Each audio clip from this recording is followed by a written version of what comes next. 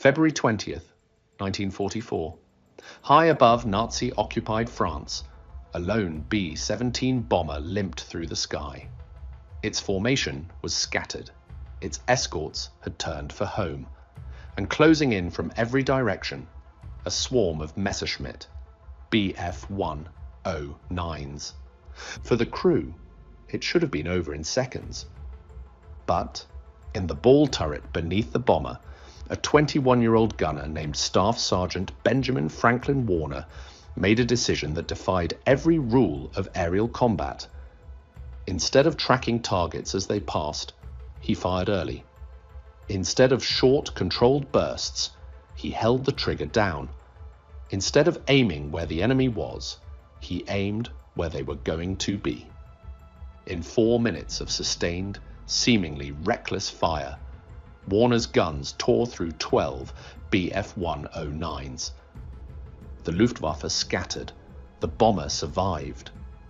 And Warner's actions that day would force military strategists to rethink everything they thought they knew about defensive gunnery. This is the story of how one man's suicidal tactic changed air combat forever. The death trap called the ball turret. Before we understand what Warner did, we need to understand where he did it. The ball turret was not a station. It was a coffin with guns. Suspended beneath the belly of a B-17 flying fortress, it was a plexiglass sphere barely 4 feet across. Inside, a gunner sat in the fetal position, knees pulled to his chest, 250 caliber machine guns jutting out in front of him. There was no room to wear a parachute, no space to move if something went wrong. If the bomber's landing gear failed, the ball turret would be crushed on impact, with the gunner still inside. And in combat, it was a magnet for enemy fire. German pilots knew that a B-17's belly was vulnerable. They would dive from above, roll inverted, and rake the underside with cannon fire. The ball turret gunner was often the first to die, but it was also the most important defensive position on the plane. From that spinning glass sphere, a gunner had a 360-degree view beneath the bomber. He could see threats no one else could. He was the eyes and the sword protecting the formation's most exposed angle. The job required nerves of steel, perfect reflexes, and an intimate understanding of lead angles and bullet trajectories. Most gunners fired in short bursts, 2, maybe 3 seconds, tracking an enemy fighter as it flashed past, trying to land hits on a target moving at over 300 miles per hour. It was reactive, defensive, and in the chaos of a massed attack, it was often too late. Warner had trained the same way. He knew the manual. He understood the doctrine. But on February 20th, 1944, doctrine wasn't going to save him. The mission that went wrong. The mission was supposed to be routine, at least by the grim standards of 1944. The 8th Air Force had been hammering Germany's industrial cities for months, and this raid targeted aircraft factories near Leipzig. Hundreds of bombers would fly in tight formations, protected by waves of P-47 Thunderbolts and P-51 Mustangs. But over France, everything fell apart. Weather closed in. Cloud cover scattered the formations. Radio chatter dissolved into static. And as the bombers pressed deeper into enemy airspace, the escort fighters, running low on fuel, peeled away and turned for home. Warner's B-17, part of the 384th Bomb Group, found itself alone. From his cramped position in the ball turret, Warner could see the other bombers drifting away, swallowed by clouds. The tight defensive box that had protected them was gone. And then he saw them, black specks on the horizon, growing larger, dozens of them. Messerschmitt Bf-109S. The Luftwaffe had been waiting for this. Scattered bombers, separated from their escorts, vulnerable and exposed. Warner's intercom crackled. The pilot's voice was tight. "Fighters coming in. All gunners, stand by." But Warner didn't wait for the attack to begin. He was already calculating. He knew that by the time a 109 entered his effective firing range, it would have already released its rockets or cannon fire. He knew that reactive shooting, waiting for the enemy to commit, meant the bomber would take hits before he could respond. And he knew that if this bomber went down, there would be no bailout from the ball turret. So he made a choice. He would fire first, not when the enemy was close, but when they were still far out, still committing to their attack run. He would lay down a curtain of lead so thick, so unrelenting, that the BF-109s would fly into it before they even knew it was there. It was aggressive. It was unorthodox. And to anyone watching, it would look absolutely insane. The tactic that shouldn't have worked. The first wave came in fast. 3 BF-109s diving from 11 o'clock high, their noses flashing as they opened fire. Most gunners would have waited, tracked, fired when the target filled their sights. Warner opened up at 1,200 yards. His twin 50 caliber guns roared to life, spitting tracers in a long, continuous stream. He wasn't aiming at where the fighters were. He was aiming at the empty sky ahead of them, calculating their speed, their dive angle, their commitment to the attack. The lead 109 flew straight into the barrage. Cannon shells from Warner's guns punched through the engine cowling. Smoke poured from the Messerschmitt's nose.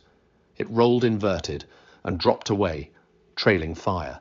The two fighters behind it scattered. Before Warner could even register the kill, another group was coming in from below. A classic belly attack, the kind that had torn apart so many bombers. Again, Warner didn't wait. He rotated the turret, locked onto the leader, and held the trigger down. Tracers arced out in a glowing rope of fire, reaching forward like a whip. The second 109 staggered as rounds tore through its wing root. It snap-rolled and disintegrated. The rest of the formation broke off, but the Luftwaffe wasn't done. More fighters swarmed in. From the sides, from above, from every angle. They came in pairs, in trios, in desperate solo runs, and every time Warner met them the same way. He fired early, he fired long, he fired where they were going to be, not where they were. His guns overheated, the barrels glowed red. Spent casings filled the turret, burning his hands through his gloves. But he didn't stop. One by one, the BF-109s fell. A third fighter exploded in midair, its ammunition cooking off. A fourth spun out of control, its tail shredded. A fifth trailed smoke and limped away, never to be seen again. Warner lost count. He stopped thinking.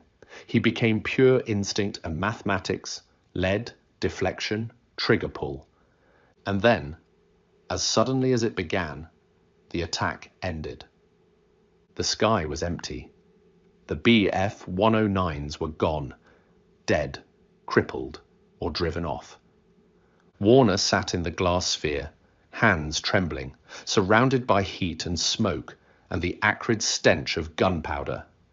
His guns were silent, his ears were ringing, and his bomber was still flying. When the crew landed back in England, the ground crew counted the damage. The fuselage was riddled with holes. The wings were shredded.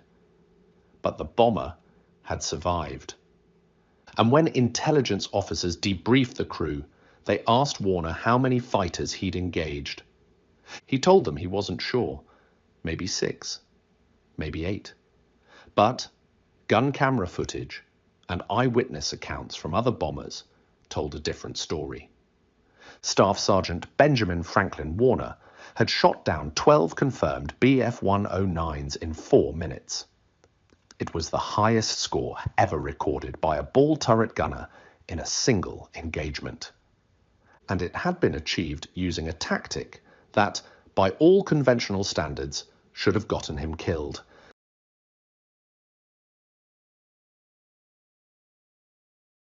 The aftermath, how one man changed the rules. When Warner's story reached 8th Air Force headquarters, the reaction was mixed.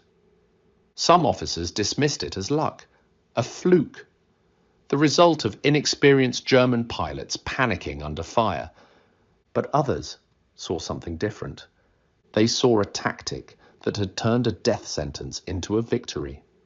They saw a gunner who had taken control of the fight instead of waiting to be killed. And they saw the potential to apply his methods across the entire bomber fleet. Within weeks, gunnery instructors at training bases across England began studying Warner's engagement. Gun camera footage was analysed frame by frame. His lead angles, his firing rates, his use of continuous fire, all of it was broken down and documented. The conclusion was clear. Warner had been right. Aggressive, preemptive fire worked. It disrupted enemy attacks before they could fully develop. It forced fighters to break off or die. And in the brutal arithmetic of bomber defense, forcing an attack to fail was just as valuable as shooting down the attacker. New training protocols were developed. Gunners were taught to fire earlier, to hold their bursts longer, to treat their guns as area denial weapons rather than precision instruments. The old doctrine, short bursts, reactive shooting, didn't disappear. But it was no longer the only way. Warner had proven that in the chaos of massed fighter attacks, aggression could be survival. And across the bomber groups of the 8th Air Force, ball turret gunners began to adopt his methods. Not all of them, not even most of them, but enough. And in the skies over Germany, the Luftwaffe began to notice. Fighter pilots reported that American gunners were becoming more aggressive, more accurate, more willing to engage at long range. Attacks that had once been routine were now met with walls of fire. Formations that had once been easy prey were now deadly. The balance of the air war was shifting, and it had started with one gunner in one ball turret on one mission. The legacy of the ball turret gunner. Benjamin Franklin Warner survived the war.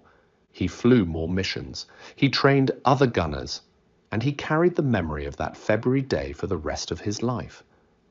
But his story is more than just a tale of individual heroism.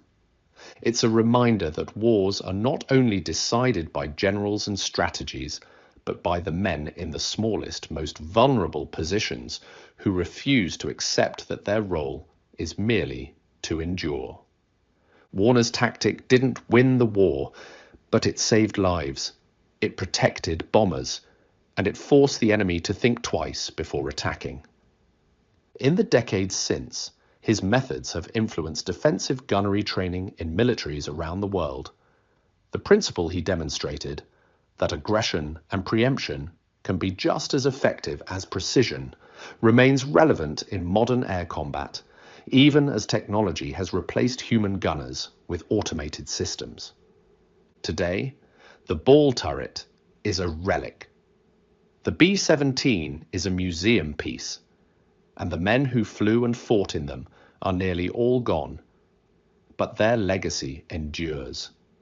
In every pilot who refuses to play by the enemy's rules, in every tactician who questions doctrine, in every warrior who understands that survival is not about waiting for the fight to come to you. It's about taking the fight to them first. Warner didn't invent air combat. He didn't revolutionize it overnight. But on one freezing February morning, high above occupied France, he proved that even the smallest, most vulnerable position in the sky could become the most dangerous if the man inside refused to fight defensively. And that lesson changed air combat forever. Staff Sergeant Benjamin Franklin Warner didn't just survive. He rewrote the rules. His story is a reminder that courage and innovation can come from the most unexpected places, even from a glass sphere beneath a bomber, thousands of feet above enemy territory. If you want to hear more stories like this, stories of the men and machines that changed history, make sure you subscribe and let us know in the comments which aircraft or mission you'd like us to cover next. Because every battle carries a lesson, and every warrior carries a story worth telling.